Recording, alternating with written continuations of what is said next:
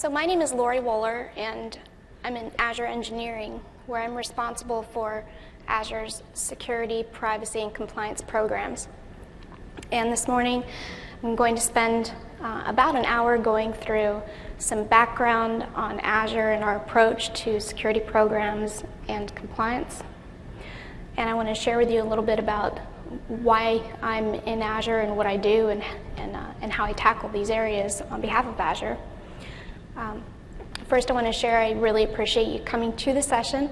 Like you, I have a job where I need to implement a lot of challenging programs, and taking time away in a full event like this is a significant investment.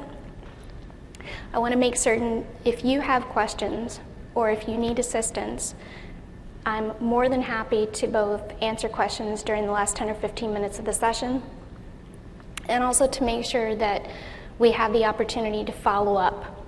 So if you'd like to leave your contact information or your business card, if you come by the Ask the Expert session this evening from 6:30 to 8:30, I'll be there. And I'll also make certain if you need follow-on information that we don't have in a session that's scheduled here at TechEd, that we help you get the resources that you need.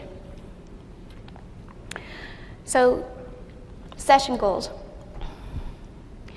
I always compare session goals to establishing commitments, like when you go to buy a new car and they then send you the post-purchase survey and it says, okay, did we get at least a 10 out of 10, and if not, make certain that you contact us and let us know. So we have a lot of content because security and compliance is such a huge footprint for anything cloud, and particularly for the Azure platform. But it's my goal to help you understand how our security and compliance programs benefit you in being able to reduce the complexity and the overhead of doing your jobs, to be able to identify at what point Azure boundaries exist where you'll need to address a specific security or compliance obligation, and then to know about resources and approaches to tackle some of the challenges associated with compliance in the cloud. And I should probably say, well, other than my responsibilities for Azure, why am I up here sharing this information with you? So I've worked in the security, privacy, and compliance space for 25 years now. And I joined Microsoft in 2002, right in the time frame of the Trustworthy Computing Initiative. At that time, I had worked in the industry for about 15 years and worked primarily with enterprise customers who were moving away from Microsoft in the data center because of the security challenges. So I was hired to do a project at the company to look at implementation of security programs to fulfill our obligations for trustworthy computing. And I spent about the first 18 months on the road working with customers who were affected by Blaster and Slammer, and redesigning their architecture and rolling out patching programs and PKI solutions and monitoring, reporting, etc. Since I've been at Microsoft, I've worked in core operating systems division, in the organization formerly known as server and tools division, in online services division, in our ads business, and most recently in Azure. I've been with Azure now for 18 months, and when I first joined the organization, faced a pretty huge mountain to climb in terms of meeting security and compliance obligations. And that mountain is one that most of you face every day in your roles, whether it's in your organization or in consulting and delivering services to your end customers. So I'm very passionate about helping you to understand and take away from the session the resources that we discussed here. And then also to be sure I'm sharing the standard session content slides. You may have seen a lot of these if you attended sessions yesterday. I went through the catalog and extracted a lot of other sessions that contain great content about security and compliance.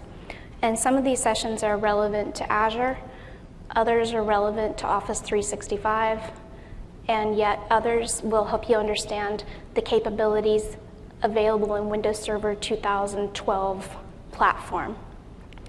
And in many instances, the ability to implement effective security or compliance in Azure rests in IaaS on the platform. So I encourage you to consider attending these sessions or to check out some of the recordings after the event. And once again, I'll be at Ask the Experts from 6:30 to 8:30 p.m. Look for the purple zone with the purple signage. track resources. I'm going to show this slide again at the end of the session, just to make sure everybody understands the importance of the resources on this slide, and for those people who joined the session late. The Trust Center is our single point of reference for materials relative to security and compliance. We have the Trust Center organized with sections for security, compliance, terms and conditions, privacy, and also a new resources page. And the two resources I would recommend for Azure or potential Azure customers are the Security Best Practices for Developing Azure Solutions white paper, and then the white paper on Windows Azure Security Technical Insights. The second white paper, Windows Azure Security Technical Insights, was written and the title was established before the recent branding change to Microsoft Azure. So if you're searching for it, be sure to use the old title. In both of those white papers, there's a huge range, 50 plus pages with step-by-step guidance on the most frequently asked questions for developers or for implementing applications or extending your security and privacy settings in your infrastructure out into your cloud environment. And then last but not least are the audit reports, certifications, and attestations. And we have taken an approach in releasing these audit reports and documents to include all of the details of the controls that are in scope, the auditor's approach to testing, and resources that will help you understand, and then also to share with your end auditors, whether it's internal audit or external audit, or organizations like regulators, oversight, et cetera, just hand them the stack that Azure has already faced. I like to share with customers that I go through and suffer these audits and certifications to reduce your pain, and hopefully in many instances so you don't have to. Another standard slide for our resources here at TechEd. We've recorded some sessions for Channel 9 specific for security and compliance on Azure. Many of these are very functionally oriented. We have some new sessions up for the Friday series of recordings around Azure, around how we do red teaming and penetration testing, incident response, and a lot of other insights into how we run the programs in Azure engineering. And then we are also cross-referencing and cross-posting guidance on TechNet and MSDN to increase uptake and ease of use.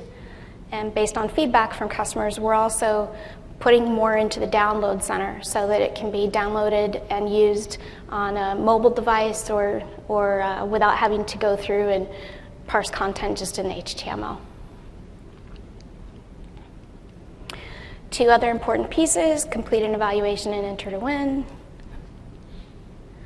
Evaluate the session. And if we're not able to cover all the things that we want to cover here, I'll make certain that we wrap up and do what we can in Q&A. And then separately, I wanted to share this because our marketing team asked us to include it in these decks. We have had a great number of people stop by the booth who have not entered to win, and we're giving away a set of these Callaway golf clubs and a Big Bertha driver every day. So the odds are really good if you go by and enter. We don't collect any privacy information. I had to look at that, and it simply is your name and contact information. Chances are good.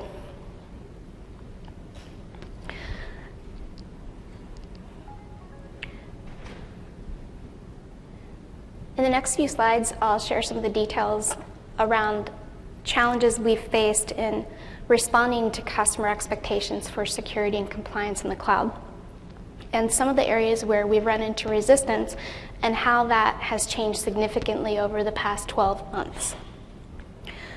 You're seeing that in the statistics on the slide, we have a shift with over 70% of CIOs now embracing a cloud-first strategy by 2016.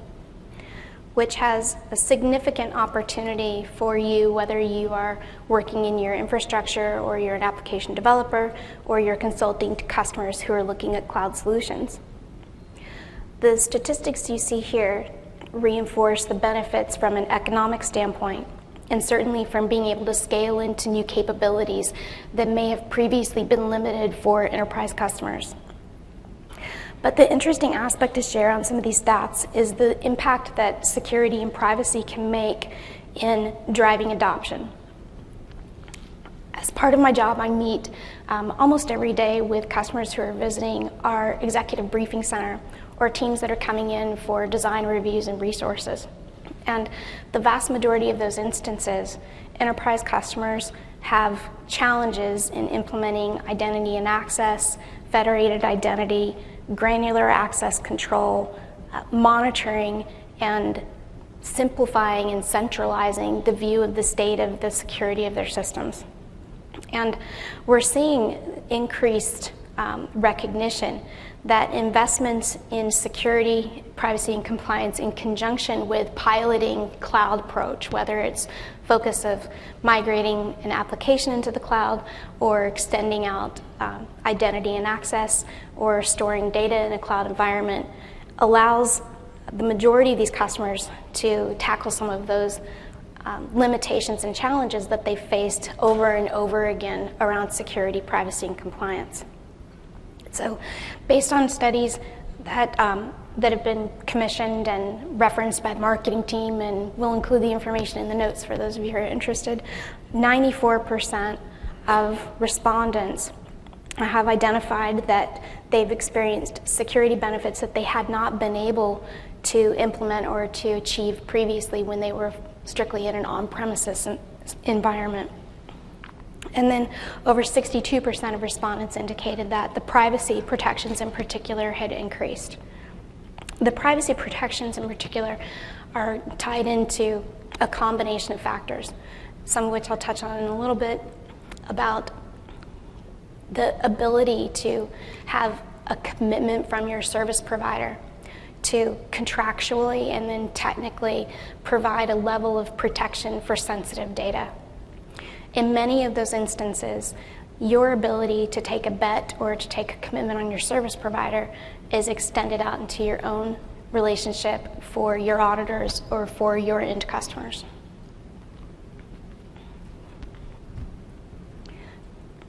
The way that Azure security, privacy, and compliance has been designed is based on the years of learning that Microsoft has had the opportunity to achieve, sometimes through hard lessons learned. Since 1989, when Microsoft deployed its first data center globally, we've had online services and properties that have been a target not only of attacks from outside the organization, but from cutting edge infrastructure operations to understand what does it mean to run a highly available, secure, and globally integrated infrastructure, delivering very high level and quality of service under extreme scrutiny.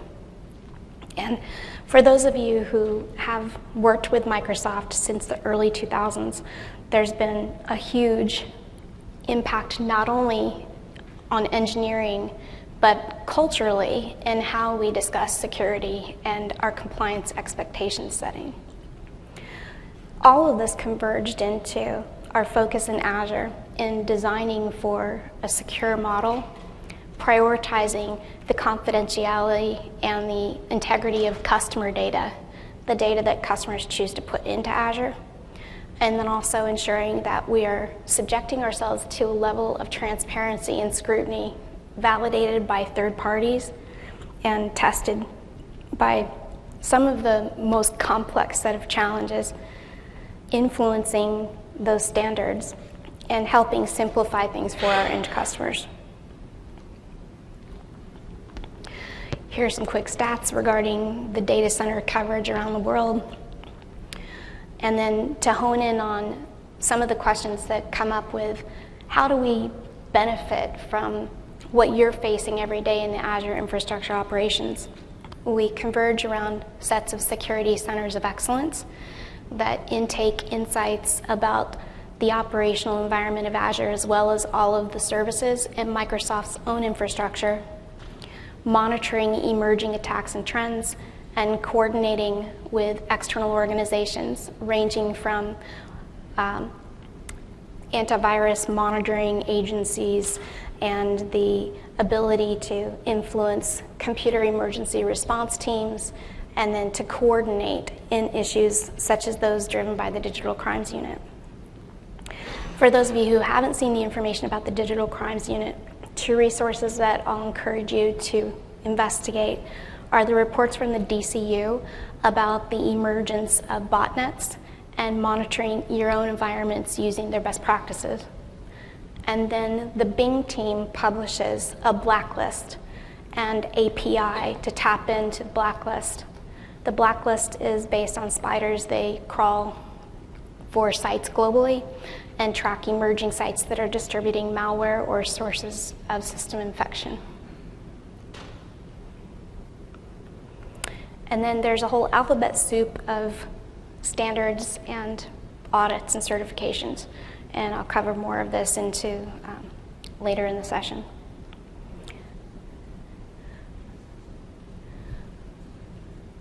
Common questions for us around security and compliance converge on the 4 pillars through which we provide services for Azure, where compute represents the platform, not only PaaS, but IaaS and the offers, data services such as SQL database services, backup and recovery, application services for those who are building and deploying onto Azure, and then network services and the ability to connect data and to manage data geographically and across multiple Azure and on-premises and hybrid environments.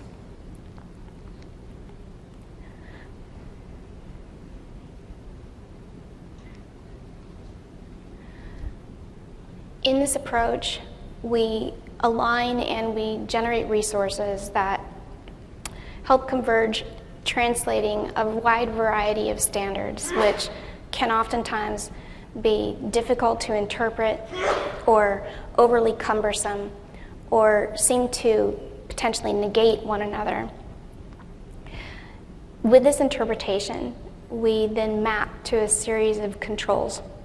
And the controls range across categories that are interoperable with standards that range from ISO, the 27000 series, as well as like NIST 853, which is now globally looked at as probably the most comprehensive set of requirements and controls on which many other international countries and standards bodies are setting their expectations and criteria for controls coverage.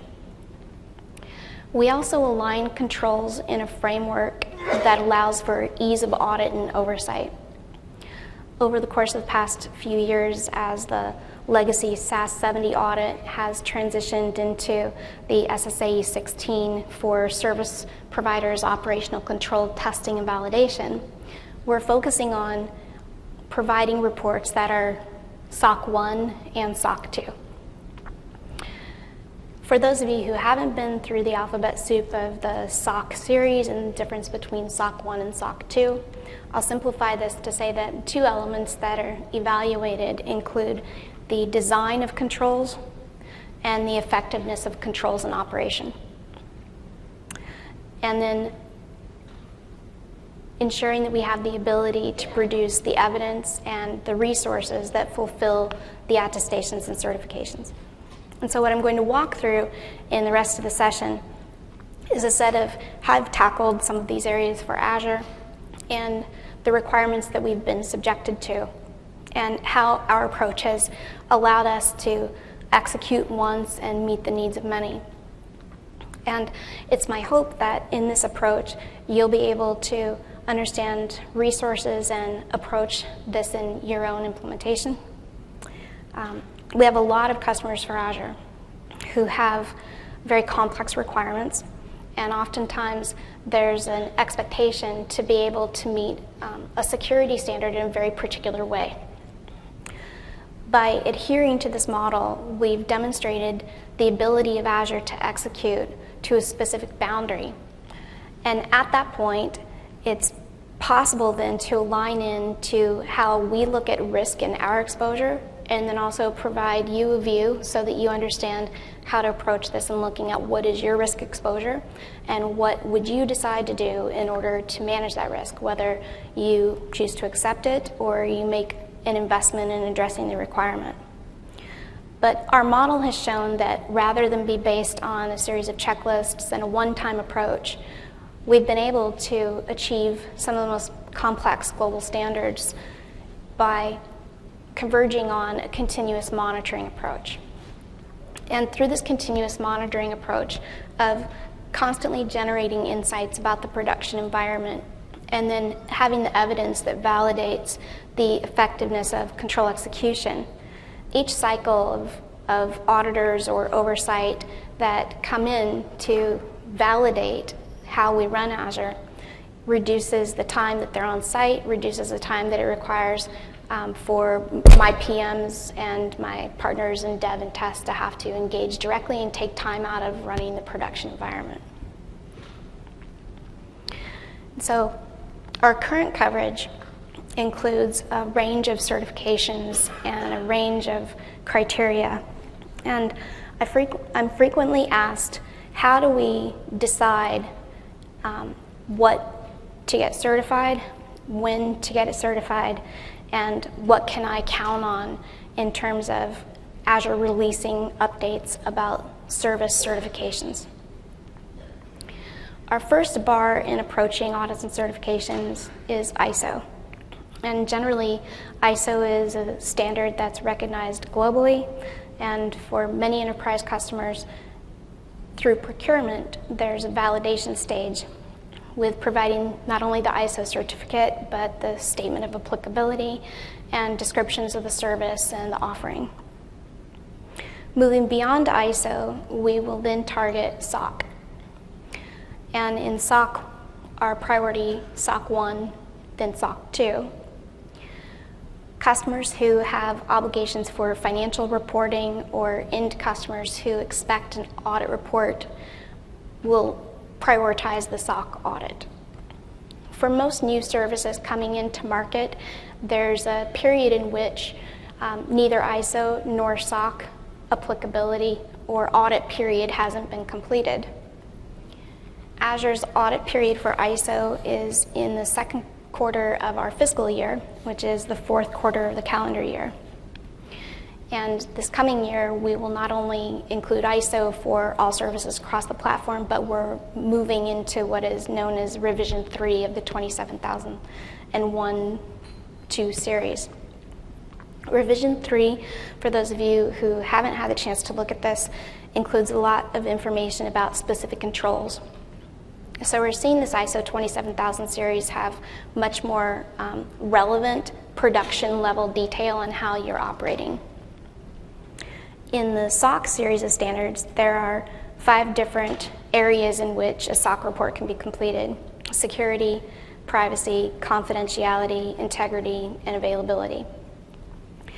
The majority of cloud service providers will only focus their SOC report on security. And Microsoft has opted to focus on security, confidentiality, and availability. And we've also prioritized so our audit period covers all 3 of those areas rather than breaking out into 3 separate areas. So something that you can expect to receive out of this approach is the ability to ensure that you have confidence in your data not being released or visible to third parties or to those that you designate as not having authority or access. And then on the availability piece, for those of you who are running high production environments or applications yourselves, this level of attestation is an additional level of confidence. Where we've recently invested in areas that have been more complex for designing and implementing secure compliance systems is in PCI, and then also areas that are specific to verticals and geos, such as the UK GovCloud. By show of hands, how many of you are currently Azure customers, or you're using Azure in some capacity? And of you who are using Azure currently, how many of you are using PaaS? So a few hands. The majority are IaaS customers. So for the majority of IaaS customers, your complexities and challenges in addressing security and compliance are more detailed. By tackling PCI standards, for example, what Microsoft has done is reduce the cost to you of going through a cycle for PCI compliance by planning your cardholder data environment to be able to reflect the dependency that you have on Azure. For those of you who haven't worked in compliance areas like PCI and you have an interest in how would I tackle this problem or how might I expand my own company certifications, we've published a guide and resources on the Trust Center that helps break it out into the simplest of terms. Since Microsoft is not what's known as a QSA or Qualified Security Assessor, and we are not certified by the PCI Council to do consulting services and advising services around PCI, the ability to be specific in terms of whether or not your system or your cardholder data environment will be compliant is an area that we're prohibited from addressing. Therefore, the guide that we've released will help you understand the areas that you're responsible for that are primarily the same areas that I'll be mapping into in these next few slides. And then the last area that I'll touch on is the increasing focus on government certification and accreditation. The Azure platform is currently FISMA and FedRAMP certified. Our FedRAMP certification was granted by the US government's JAB, which is the federal centralized body of representatives across multiple government agencies and organizations. And in that approach, we've ensured that rather than customers taking a dependency on a specific agency or having to replicate certifications across the board, you have the centralized JAB version. And that ties into the announcement that we had earlier this year regarding our federal GovCloud initiative. Then a couple of other areas that tie into obligations and resources. We will contractually obligate ourselves to EU data privacy protection clauses. We're the only CSP currently that is committing to this area, which has to do with the ability to keep your data within a geographical region that isn't permitted to transmit privacy and or customer protected data outside boundaries of European countries. And then we also engage in a HIPAA BAA. For those of you who are working with healthcare providers, HIPAA's obvious. For those of you who don't have obvious contractual relationships with healthcare providers, you may work with another company that does, whether it's a payment processing, a claims processing company, or a customer that has their own end user data or their own user benefits information within your infrastructure. So this slide is one that we use frequently to help simplify the view of the scope of responsibilities for security, privacy, and compliance. And in many instances, the questions around at what point would you be responsible for picking up and delivering on a specific security obligation align from the data layer on up in PaaS, where you manage and own responsibility for all access control in PaaS and ensuring that the data that you are accessing is protected at a level that is required for your particular policies or your end customers. The majority of customers who choose PaaS do so recognizing that the Azure commitments and the certifications that we take on significantly reduce your overhead and your obligations, and also raise some of the biggest questions. But those questions are the same that you would face in an IaaS implementation. And I'll cover some of those questions on our hot topics and focus on the difference with the PaaS and the IaaS hot big questions, so you'll be able to parse out the difference. In the IaaS environment, Customers pick up responsibility really from networking traffic level and above. Customers are responsible not only for access to their Azure environment and managing and monitoring access, but you have full control over visibility and management of network level traffic, which entails every security area like intrusion detection, intrusion prevention, denial of service prevention. And in that context, the resources Microsoft provides allow for a reduced risk exposure. By running in the Azure environment, we take certain steps to prevent DDoS attacks and also to identify through threat modeling where there may be an attack that's directed at our clients who are running in our IaaS environment. So while you maintain responsibility for network level traffic, security, and monitoring, you do so behind a level of protection and monitoring that Azure provides on top of that environment. We frequently get questions from customers around interoperability and the ability to use existing firewalls, intrusion detection products, etc. And in the design of Azure, we've allowed for focusing on partners such as Barracuda who have products in market, but also helping customers understand that you can deploy your operating system, software, and even managed services in a way that's very similar to your on-premises environment. Questions that come up around this area have included some of the challenges around using HSMs and or hardware-based security products.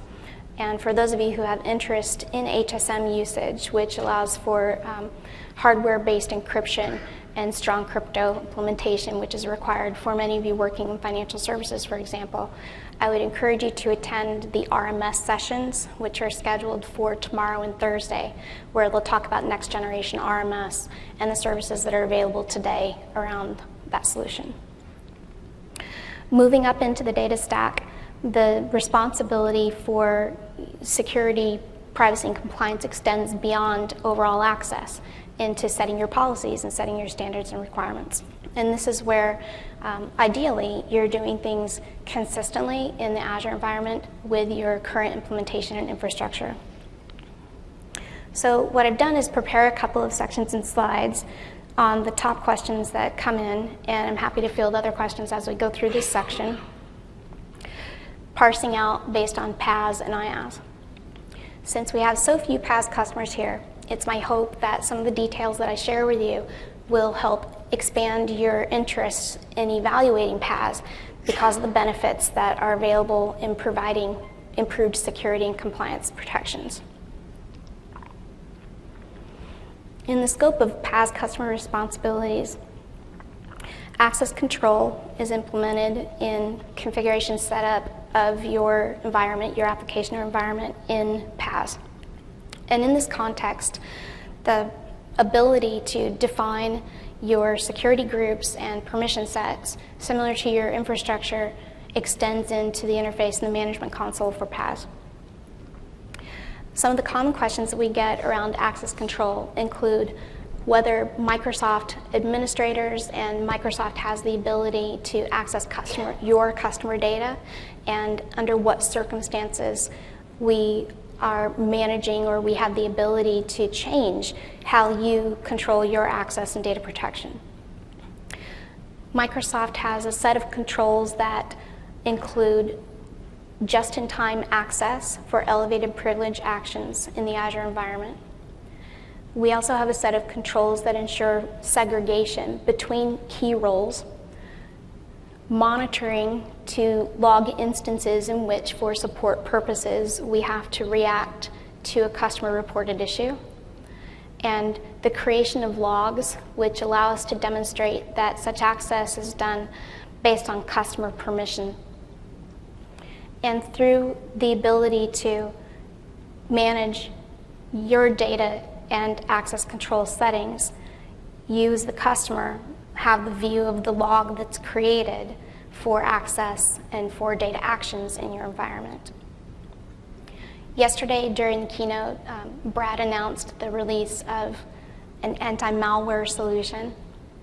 And for those of you who have an interest in being able to monitor and you have an obligation to report incidents, this anti-malware solution gives you that ability not only to provide your logging activity, but to show instances of monitoring related controls. Another key component from a data protection standpoint is the ability to configure Azure at setup to select specific geolocation of data. For those of you who have limitations, not only for data that you collect, but even for your own companies if you're doing business in multiple environments, we advise you to be considerate of setting up that data in a way that you're not inadvertently exposing yourselves to potential non-compliance with some of these regulations. We've had instances of customers who moved into our cloud environment very aggressively, and their businesses took off with huge growth, and customers who came into their service from Asia or from Europe, and they had to face some of these challenges that they had not previously around data protection and security reporting obligations.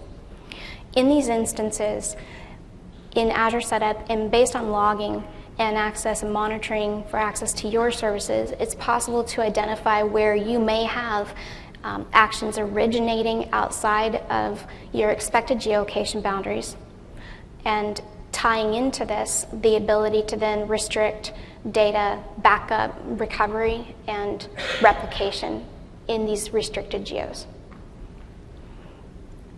In terms of privacy data classification and handling, we're frequently asked by customers how to decide what kind of data to put into PaaS and how to determine instances where data that should not be put into the cloud is uploaded by your users.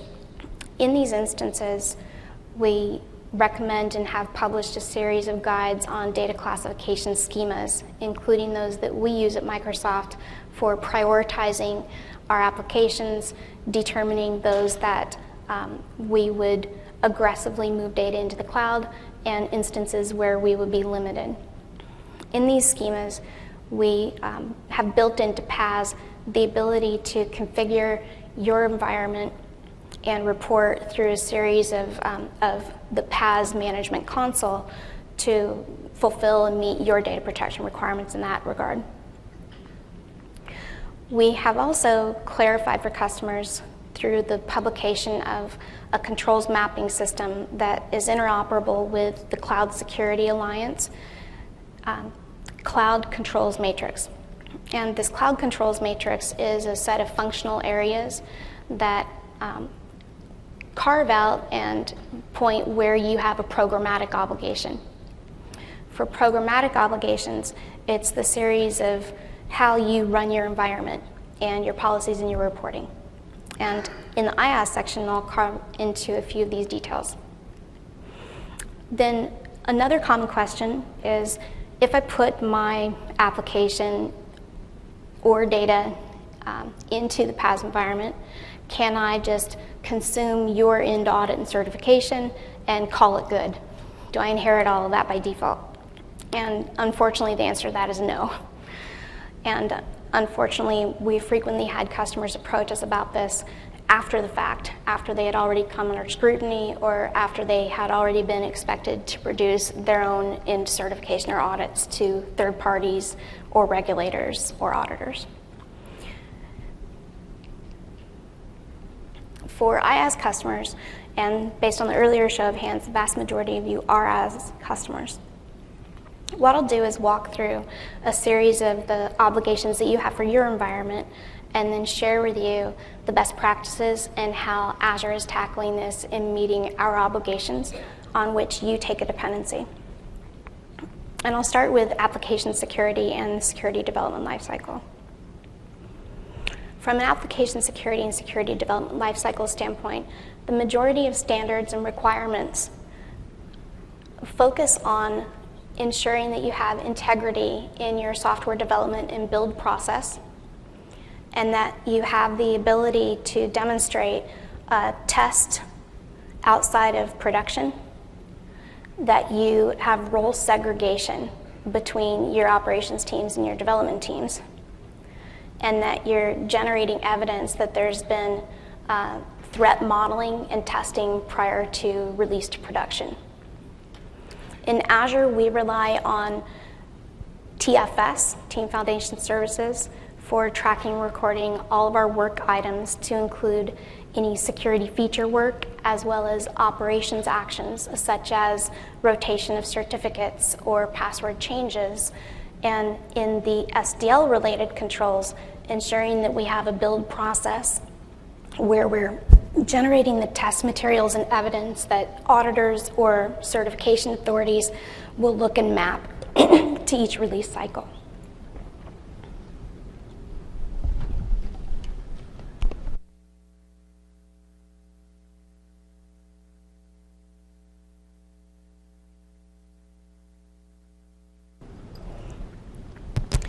One of the big shifts for us in Azure in generating the evidence that's needed for SDL-related controls and certifications and application security has been the shift from a box products environment to a combination of a DevOps environment and a continuous release cycle. What we found in working with the auditors and the certifying bodies is a limited knowledge and understanding of the type of evidence that's generated in these kind of environments. So I'll share with you some of the ways that we've tackled this, not only with the TFS entries, but also demonstrating a segregation of test and production and release to operations. Production environments are frequently interpreted by auditors as those in which you are running your infrastructure or you have data tied into the delivery of the service. For those of you who are developing applications that are hosted in Azure, if you have the ability to demonstrate that you were compiling and provisioning post-analysis or threat model, then for the most part, you will be able to demonstrate to your third parties and auditors that you've implemented effective SDL-related controls. Application level controls largely focus in on access and the output and expected behavior of an application. In these instances, if you are provisioning or modifying your application, if your service is your application, then the expectation is that you have a review at a periodic cycle in your design stage in particular, and then sign off prior to production. For those of you who have not previously implemented SDL-related controls, or perhaps you're expanding into one of these new certification areas, a really great resource to leverage in this regard is a set of guidelines that have been released from Microsoft around operational security. And OSA, as we've referred to this, is a convergence of the historical SDL boxed product resources with the common operational security controls that third parties and industry standards are emphasizing in their criteria. Through OSA, we have aligned the internal services that are onboarding to Azure, and we've also aligned to demonstrate how Azure's set of standard controls integrate at all layers in the stack.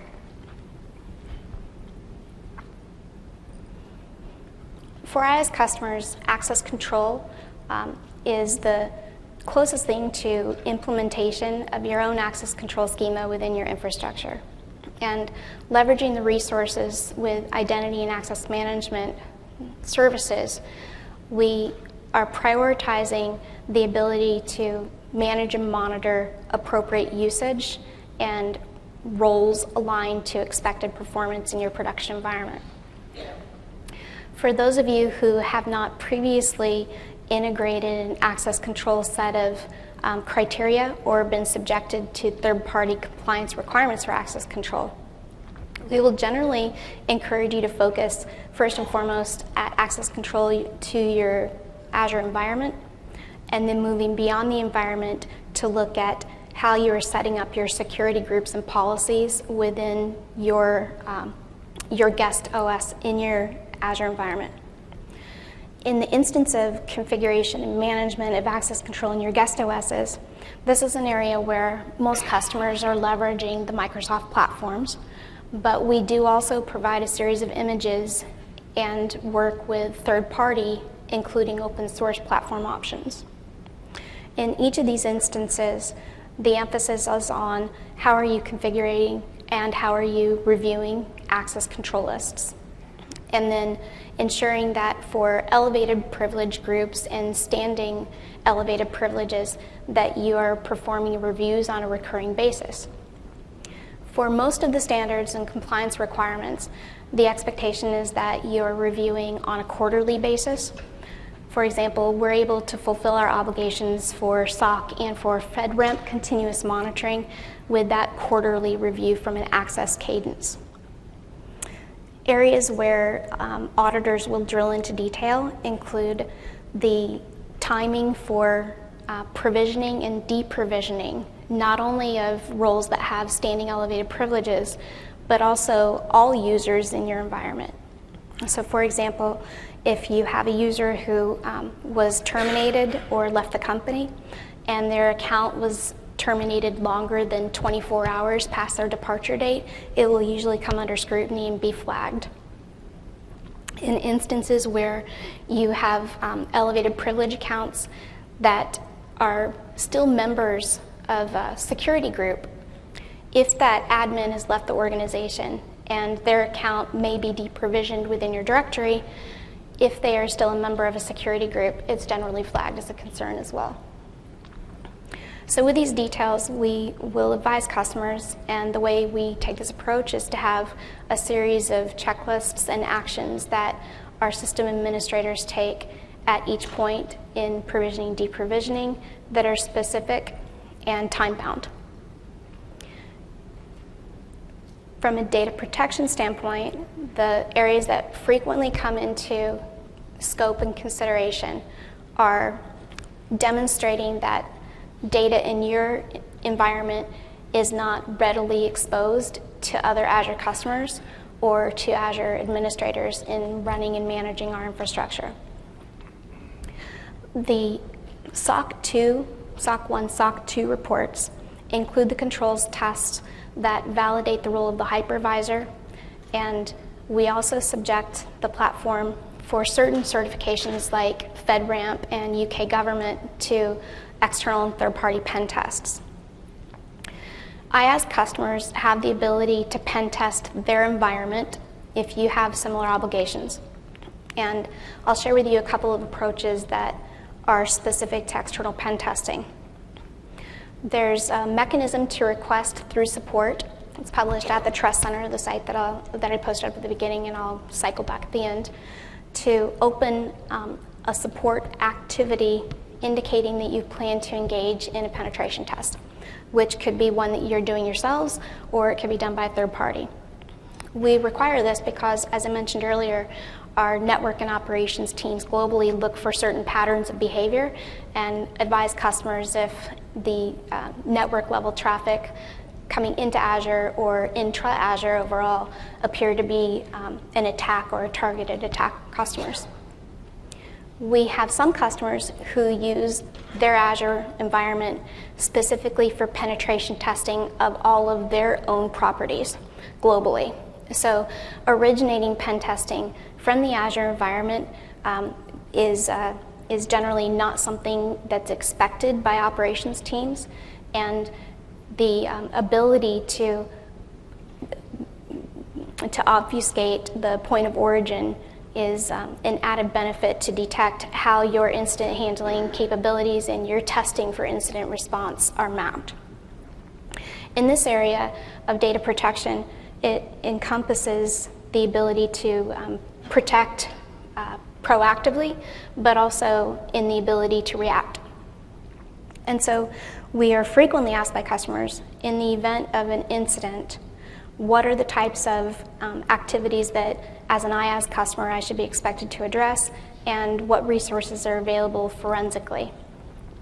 For IaaS customers, you maintain full control of your OS images and your data, your logs, your activities, etc. and Microsoft support has limited capability without your explicit permission and access validation to be able to collect logs and images and to provide those for you to use in the evidence of your investigations and your analysis. In addition, the support teams and Microsoft services, consulting services, depending on your location geographically, there may be SMEs who focus on incident response or forensic analysis, but in general, this is an area of depth and direct detail that Microsoft isn't engaged. There's a lot of information and resources available, including sessions that have evolved around the forensic analysis of SQL database, for example, and then also recovery and forensic analysis of the Windows platform. This ties into this next step regarding operating systems and the level of OS security and compliance requirements. Microsoft provides a standard build for customers to use in their Azure environment. And the standard build image is patched up to the level of the most recently released patch versions. But the deployment of that image and the configuration of that image is solely the responsibility of the Azure customer, the Azure IaaS customer. In this instance, we encourage customers to align to your existing standard build in your infrastructure to reduce the complexity of generating tests and validating for compliance purposes. And then to ensure that you are configuring and hardening those systems based on best practices and reducing the footprint of services that are running on those operating systems to only those that are relevant to how you are using those systems in the Azure environment. In many instances, configuration of OS in the cloud environment is done very quickly by IaaS customers, and the security and configuration settings are a late thought or an afterthought. In instances where customers have had issues relevant to access or vulnerabilities in their systems, it's where they're visible externally, and as a result of being visible externally with vulns and configuration errors, there is limited ability of our networking teams and resources to detect those attacks and to give customers the ability to respond is largely tied into whether you've designed and deployed those systems based on hardening and security criteria. Beyond baseline operating system configuration and security requirements, we also encourage customers and drive to the standard patching cadence. And these resources tie into choosing and using the same type of patching deployment and patching updates that you have in your infrastructure environment. If you're updating with a cycle and a consistency tied into Patch Tuesday, then aligning that and integrating it with your IaaS environment is an extension. Running antivirus technology has now become easier with the resources that Microsoft has published for antivirus and anti-malware launched yesterday. In the session following mine, there will be a deep dive and some demos on deploying and enabling the anti-malware and antivirus. And also in the sessions later this afternoon and tomorrow, I'll put the list back up for everyone again in just a minute. There are sections on data protection and hardening to include encryption at rest and encryption of data in transit. By default, Microsoft allows customers to use SSL and rely on SSL for traffic level protection, but configuration and management of those settings is the responsibility of the IaaS customer. In the context of logging and monitoring, we're frequently asked if we provide security as a service type benefits or resources to IaaS customers. And there's been mixed view on this. In some contexts, if you were to take a dependency on a third party for your outsourcing of security management and monitoring, it would reduce the risk exposure that you have in terms of demonstrating your own compliance. But for most enterprise customers, that level of decoupling from the way that you're currently managing and monitoring your infrastructure creates too high of a risk. And there's concern about how would you understand instances and make decisions about modifying the levels of protection that you have in your on-premises solution to be consistent with your cloud environment. Areas that we're investing in this space include integrating and helping to provide customers more intelligence monitoring information, and to understand how we're making changes in the Azure environment and operations and options you might have to respond to some of those evolving threats and attacks. In these components for IaaS customers, one of the biggest areas of investment that is probably the one that's most frustrating is around the ISMS controls. And in these contexts, the overhead and the impact of documentation of standard operating procedures and also how you execute and test your controls is probably one of the most cumbersome sets of obligations for you to meet your own audit requirements and standards. For IaaS customers, the ability to take a dependency on everything we've documented for Azure only gets you so far, but you can essentially take the set of audit reports from SOC 2 that we've published and look consistently and map whether you have applied those same controls in your own scope of responsibilities and areas. In this context, the programmatic controls will also integrate with obligations that range not only from personnel security, physical security, standards, privacy-related data and issues, but ensuring that you have the ability to demonstrate the output in the reports are aligned to modifications in those standards and requirements. So as Azure has evolved in the release of our certifications and our audit coverage, with each cycle, we're continuing to release a set of information on the controls and the tests. We're currently planning to release within the next couple of months an integrated and converged set of controls that cover the full range of not only the operating system network level and above, but the ISMS programmatic controls. These are the areas that, for the majority of us who are running IT operations or focused on developing applications, if we can offset the overhead and the burden tied into some of those programmatic controls, it allows you to focus on the biggest areas and reduce your overhead. In addition, the IaaS customers who are subjected to having to complete third-party audits and certifications themselves, if you have an obligation to your external auditor or for financial reporting for publicly traded companies, then you can take the Azure audits and turn entirely to your auditor, whether it's an internal audit team or an external auditor or a government agency. And because we've structured these reports in a way that align to the standards, they will not retest or turn and subject you to any types of accountability for the areas that Azure covers entirely.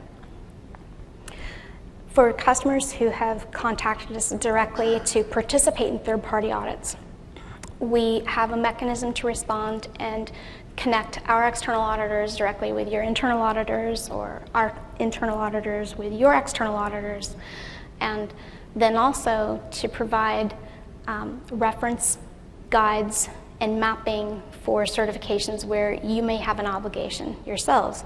For those of you who are serving U.S. government customers who require FedRAMP, for example, that documentation and certification material is available, and we also have a series of white papers on the Trust Center that help you understand how to leverage those in deploying and using either PaaS or IaaS.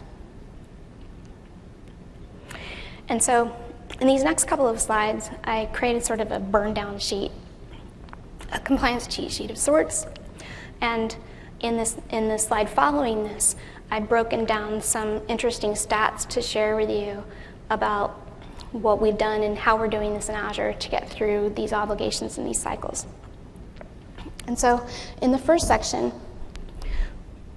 in identifying your organization's obligations and responsibilities, a couple of areas that are frequently overlooked include contractual obligations. Earlier, I touched on the issues around privacy and geolocation of data. In this instance, you may have a contractual obligation that nobody's ever told you about, and you may lack a mechanism in your CRM systems to be able to capture and report where those contractual obligations exist.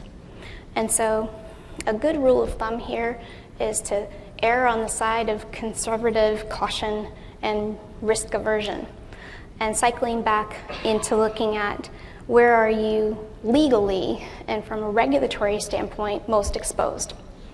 In this instance, my recommendation is to prioritize on customer end data, privacy-related obligations, EU data protection type areas, and then to coordinate closely with your legal advisor. And where possible, turn this into a set of obligations that your leadership team endorses. By tying in your commitments and setting the scope of responsibilities, it allows you to then determine how would you cross-reference to a set of standard controls. And standard controls are essentially the list of the rules, and it ties in directly to your policies, which tie directly into people understanding what each of them have to do in their roles and responsibilities in your system and in your environment. Policies and standards are the areas that serve as a shield. So it's not unlike that old adage about your plan is your shield. In this instance, your policies and your standards are the criteria against which external auditors and certification and accreditation authorities will evaluate your environment. Some people take the approach of being so broad they expect to be able to pass whatever kind of test or assessment is placed on your environment, when in actuality that broad approach generally tends to backfire. A broad approach allows an auditor or an assessor to apply their own judgment, which can be challenging and undocumented and not quantifiable. In your policies and standards, by setting a level of detail about the expected deliverable that will be produced and the cadence at which the deliverable will be produced. For example, you may do a monthly vulnerability assessment or a monthly scan of 100% of your systems or 100% of your network devices. By setting a control with that level of specificity, it limits the ability of the tester or the assessor to define your implementation as not effective if you have the evidence to demonstrate that you've actually met that level of cadence and coverage in the execution of your control.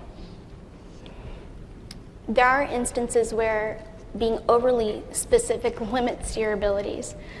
For example, many customers evaluate the applicability of monthly service patches and patches that affect not only operating systems but applications and also hardware devices.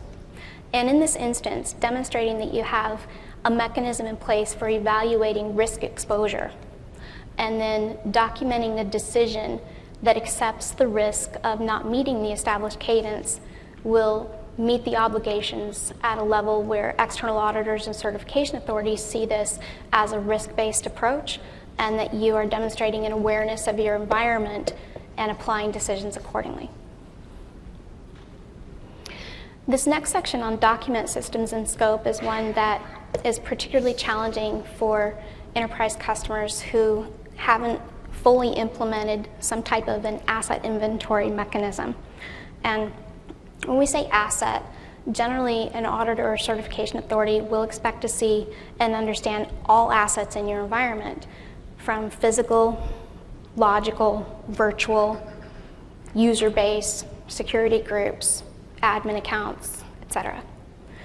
This is a significant amount of work. And it's an area where we have tackled this across multiple systems in parallel, and we're leveraging resources and reporting in our operations environment as well as through production and release management. The areas that most customers have a challenge in the operational environment is demonstrating when systems come online and offline. And so the ability to log at a level of detail that shows when roles change in your environment and when systems come into production is an area that requires a lot of scrutiny. Narratives is a term that is the written description of how control executes. And this ties back directly into specs for features and systems, and it also ties into your SOPs and your operations and control environment. So for example, if you have automated some type of deprovisioning, then auditors will generally expect the automation documented with a spec and that the evidence has been tested and validated to meet the requirements of the spec, and that it only does what you say that it does and nothing other than what it does. Earlier on this slide, I mentioned some of the challenges of creating very broad sets of policies or controls. And if you are overly broad in the way you set your requirements, but very specific in your narratives and very specific in your test design for control effectiveness, then you will allow the auditors and certification authorities to focus in just on the testing of how you're currently executing. For many enterprise customers, and Azure in particular, we have in excess of 700 different controls based on how we execute controls. In this instance, we've documented our test design in a way that allows auditors to focus in just on what we are obligated and committed in demonstrating that the designs are effective.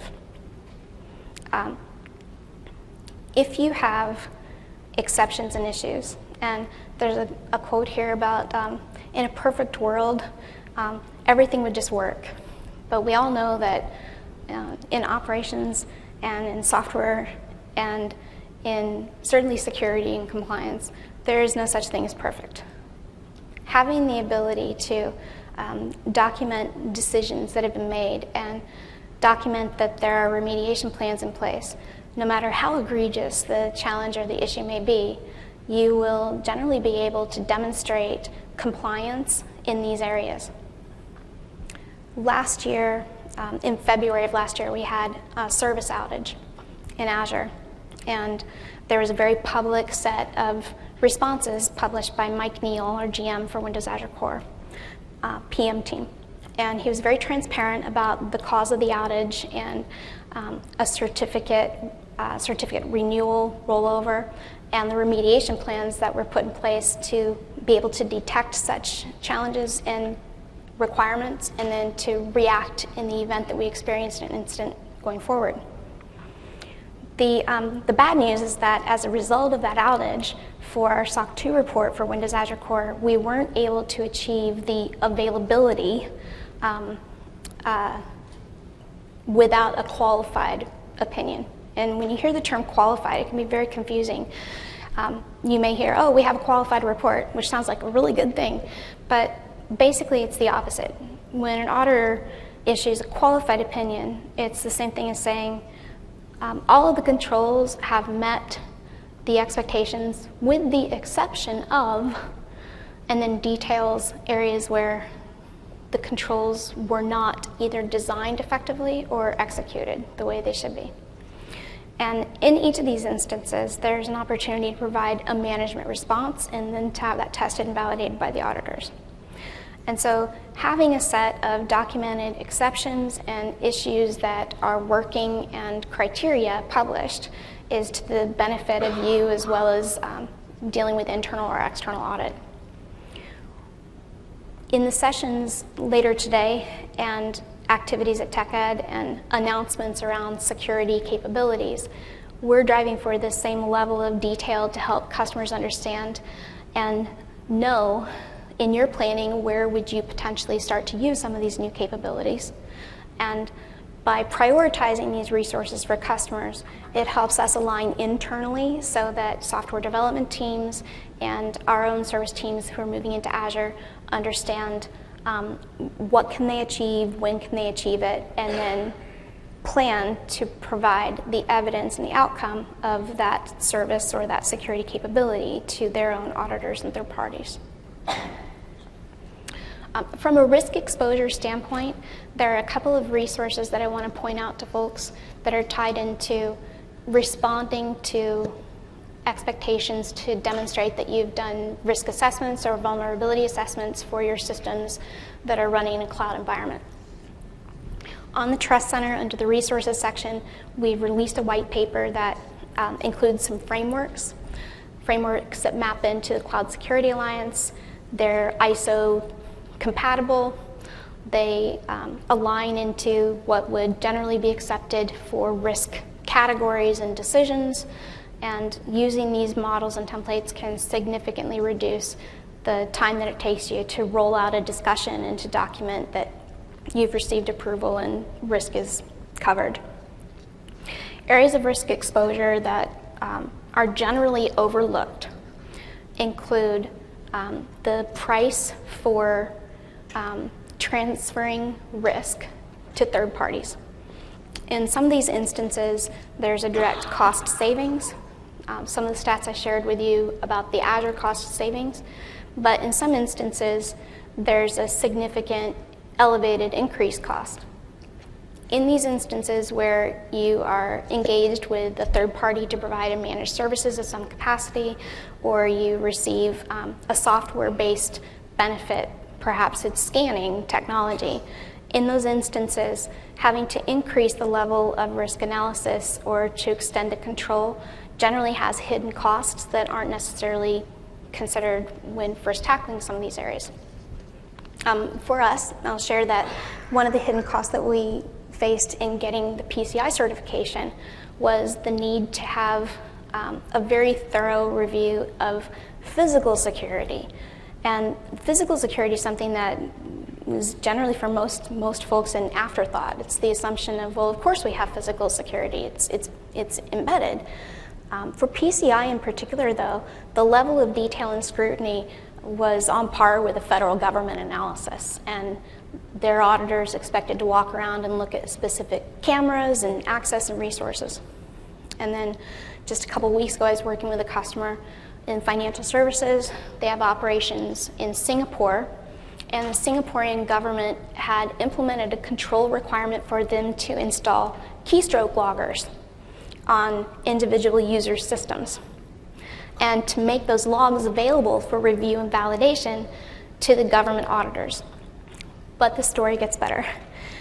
The government then came back and indicated that the keystroke loggers were insufficient because they were a detective control, meaning you would identify a problem after the fact. There needed to be something that was much more monitoring in real time. They then required the customer to implement video cameras, monitoring the traders or the people who were inputting data to the systems associated with the financial services transactions, and required a person to observe the live data feed of the transactions being input into the system. And so this is an area where if you haven't planned and you're not certain of how you're accruing risk, this customer, for example, this is a global financial service customer, in their original deployment plan for that region and for the system they were deploying, assumed a certain level of risk, and they underestimated significantly, and that affected them from a hard dollar cost to timing, headcount, resources, et cetera. So in terms of monitoring your system, in a compliance view of the world, it's monitoring whether your controls are behaving as expected, and if you have the capability to demonstrate to some third party that your controls are behaving as expected, and that's generally a much different bar of scrutiny. In reporting on compliance status and reporting on your system status, take into consideration that you're not just reporting for checklist and reporting sake. This is the mechanism through which you're able to influence decisions and to inform yourselves and your teams about where you should prioritize your focus and your investments.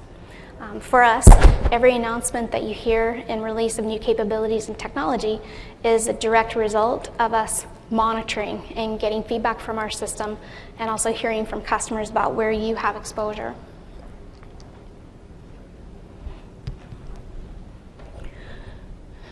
So in this next slide, I've included some stats, and I'm happy to answer questions on these specific areas relevant to us meeting these obligations for Azure. But a couple of details that I wanted to share about the level of resourcing and the details that we have in this piece. The policies and standards that we've published and that we align to encompass the scope not only of the standards, but they're interoperable. In many instances, customers have expected, when they receive copies of our information security policy, that it aligns and has sections that are specific to each of these standards or each of these control frameworks. And that would never scale.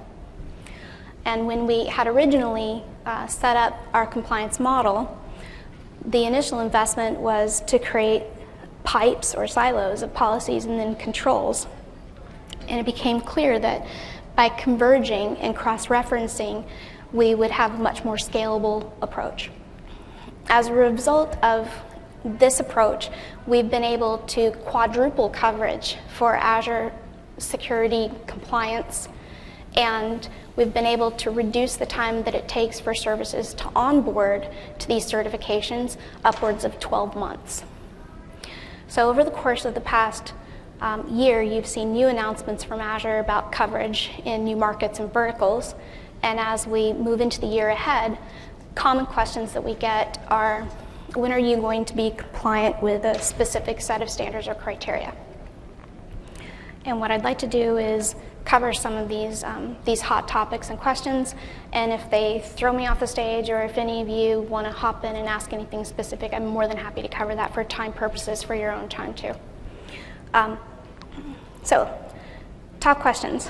I mentioned the PCI coverage earlier and whether or not you can endorse your product and give it the PCI stamp as soon as you move in any data or any applications into the Azure environment.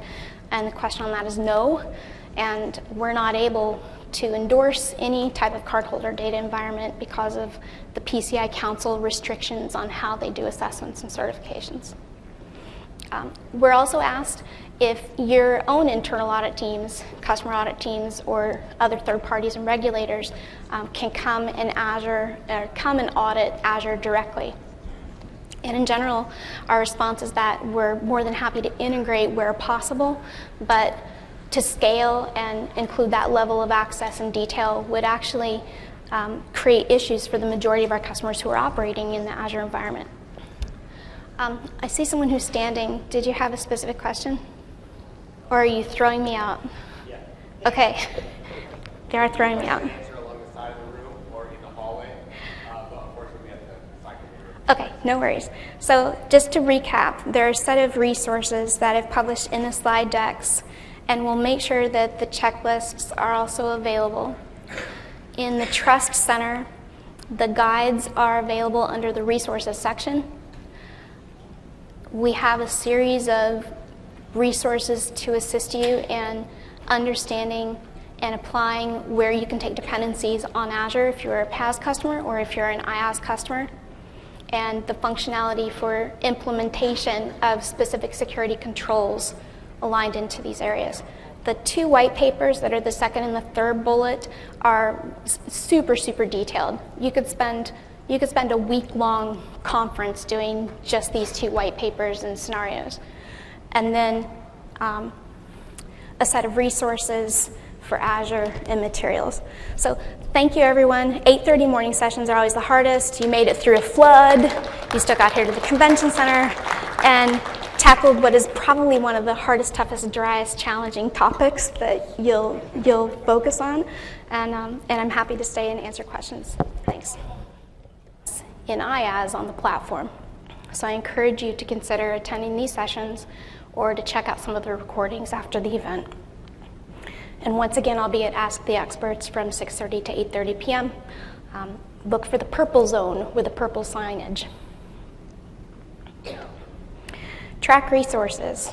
I'm going to show this slide again at the end of the session, just to make sure everybody understands the importance of the resources on this slide, and for those people who joined the session late.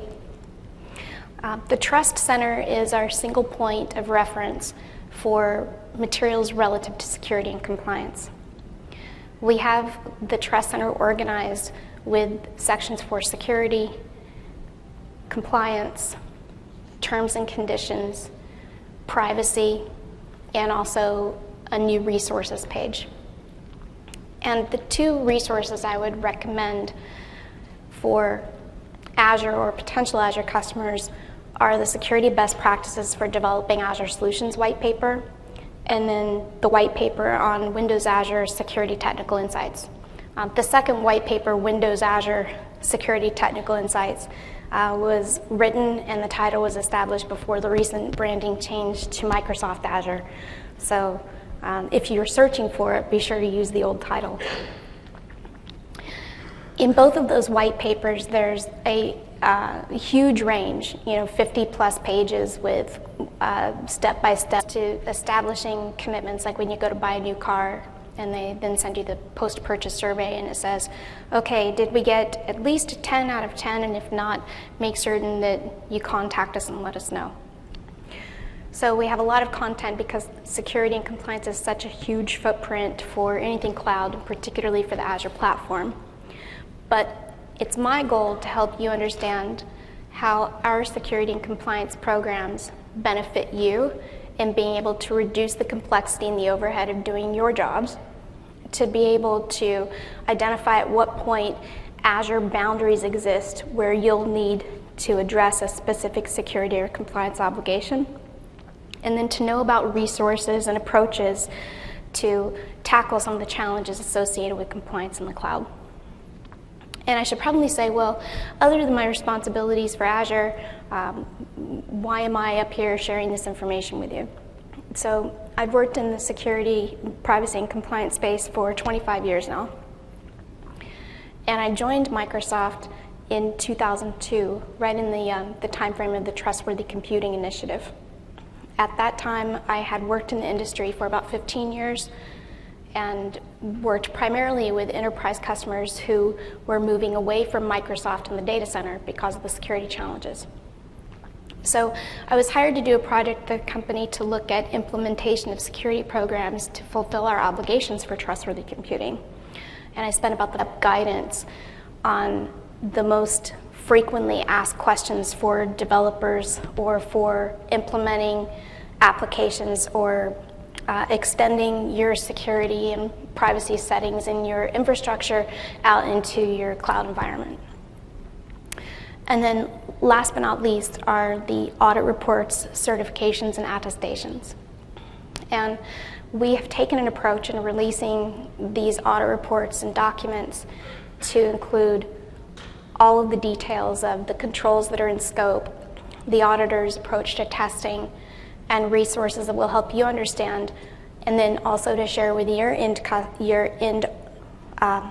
auditors, whether it's internal audit or external audit, or organizations like regulators, oversight, et cetera. Just hand them the stack that Azure has already faced. I like to share with customers that I go through and suffer these audits and certifications to reduce your pain, and hopefully in many instances so you don't have to. Another standard slide for our resources here at TechEd. We've recorded some sessions for Channel 9 specific for security and compliance on Azure. Many of these are very functionally oriented. We have some new sessions up for the Friday series of recordings around Azure, around how we do red first 18 months on the road working with customers who are affected by Blaster and Slammer, and redesigning their architecture and rolling out patching programs and PKI solutions and monitoring, reporting, etc. Since I've been at Microsoft, I've worked in core operating systems division, in the organization formerly known as server and tools division, in online services division, in our ads business, and most recently in Azure. I've been with Azure now for 18 months, and when I first joined the organization, faced a pretty huge mountain to climb in terms of meeting security and compliance obligations. And that mountain is one that most of you face every day in your roles, whether it's in your organization or in consulting and delivering services to your end customers. So I'm very passionate about helping you to understand and take away from the session the resources that we discussed here. And then also to be sure I'm sharing the standard session content slides. You may have seen a lot of these if you attended sessions yesterday. I went through the catalog and extracted a lot of other sessions that contain great content about security and compliance. And some of these sessions are relevant to Azure, others are relevant to Office 365, and yet others will help you understand the capabilities available in Windows Server 2012 platform. And in many instances, the ability to implement effective security or compliance in Azure rests.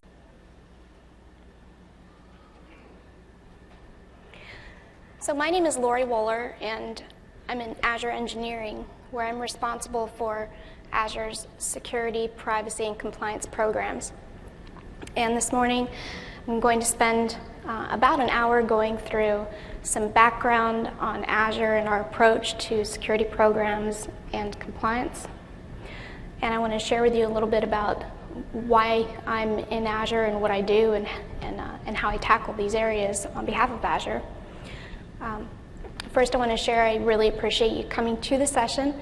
Like you, I have a job where I need to implement a lot of challenging programs, and taking time away in a full event like this is a significant investment.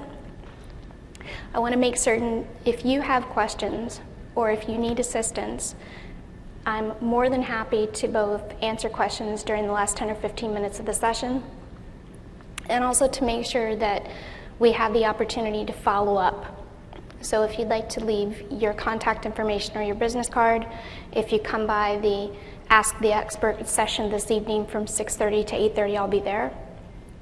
And I'll also make certain if you need follow-on information that we don't have in a session that's scheduled here at TechEd, that we help you get the resources that you need. So, session goals. I always compare session goals